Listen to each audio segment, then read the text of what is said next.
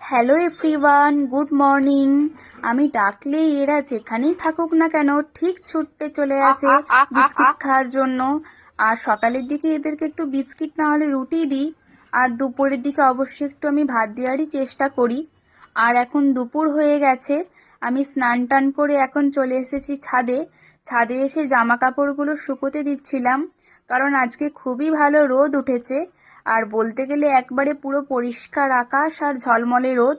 আর এই রোদেতে আমার চুলটা একটু শুকিয়ে নিচ্ছিলাম। আমার চুলটা যেহেতু একটু বড়, আমি হেয়ার ড্রায়ার ইউজ করি না, তাই রোদেতেই শুকিয়ে নিচ্ছিলাম। আর আমাকে দেখতে পেয়ে ইনিও চলে এসেছেন। এত পাকা, ক্যামেরা দেখি পোজ দেওয়া স্টার্ট হয়ে গেছে। তারপরেই হঠাৎ করে দেখি ছাদে হনুমান চলে এসেছে। আর আমার হনুমানে খুবই ভয় লাগে। আমার মায়ের হাতে একটা কমলা লেবু ছিল, তাদেরকে তেড়ে তেড়ে আসছিল, তাই তাড়াতাড়ি করে দরজা বন্ধ করে দিয়েছি।